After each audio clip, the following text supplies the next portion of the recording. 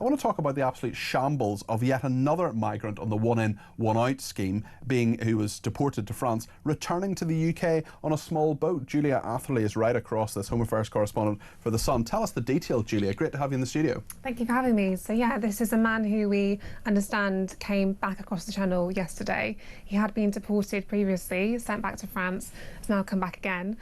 He was detected at, the Home Office told us he was kind of detected straight away because you have your fingerprints taken and your identity confirmed when you're processed in the small boat processing centre at Manston. So straight away they knew that he had already been deported. He's been detained again and is now going to be deported again. But as you know, this is the second time this has happened. Last month we had an Iranian man who had been sent back to France and had come back again, has now been sent back again. Bizarrely, the Prime Minister's spokesperson today is saying that this means that it's proof that this is evidence of the system working because he was detected straight away and he was detained. I mean, that's quite a bizarre thing to say, especially as you've now had two of these people, of not many people, a few dozen people. I don't know if you know off the top of the head the running total of people who've been sent back to France. Was it 50 or 60 people? It's in the 90s now. In the 90s, okay. Yeah, but we've obviously it's one in, one out. So far we've had in the 50s number of people coming our way. Yes. That's what they're saying, is that it's evidence that it's working. But also in the last 4 days we've had more than 2,000 people cross the channel. So if this is supposed to be a deterrent, it's not yet up and running. And these two people haven't been put off, and those thousands of people haven't been put off as well either. So in your view, is this working at all? I mean, just from the numbers alone, more than 2,000 people in the last 4 days, and then only 94 are actually being sent back. So I think most people would fancy their chances if they could, They're not going to be put off, are they? Yeah. Exactly.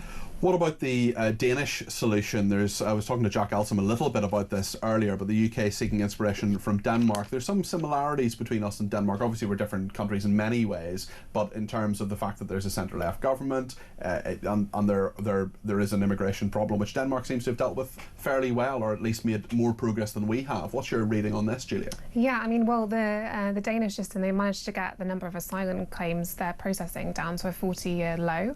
So you can see why the Labour government are looking to what they're doing over there and what's gone on.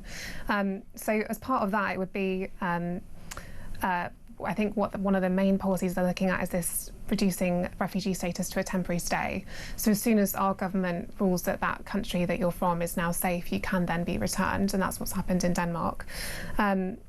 And also tighter rules on family reunion. So you'd have to be able to provide a financial guarantee to bring members of your family over if you're here as a refugee, and that you'd have to prove that you hadn't claimed benefits for 3 years. And also you'd have to take a language test. They currently have to take a Danish language test over there as well.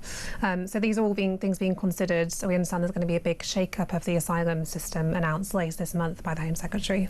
I mean, we've had shake-ups previously. We've had all sorts of legislation announced over the summer. Do you feel they're getting any form of grip on this? Are they moving in the right direction here? Because there seem to be lots of announcements, but is there actually much change?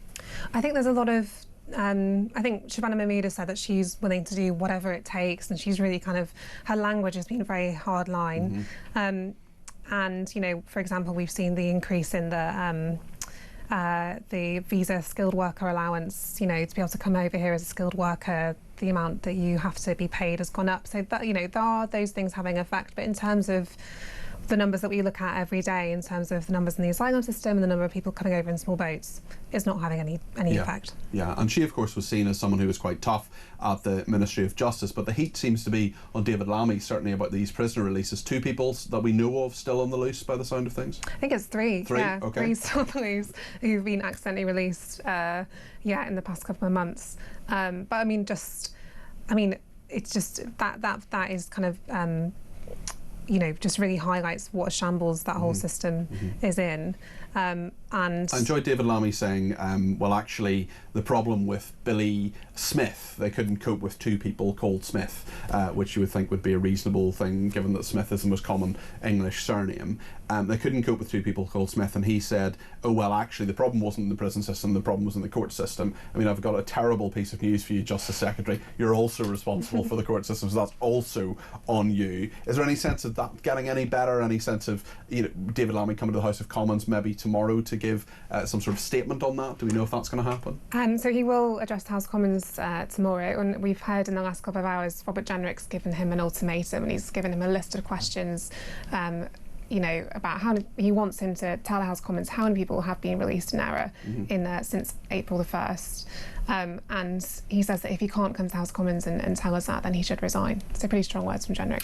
Very interesting. We'll see what the Justice Secretary says tomorrow. Of course, we'll bring you full coverage of that here on Talk. For the meantime, Julia, thank you. That's Julia Atherley there, Home Affairs Correspondent of The Sun.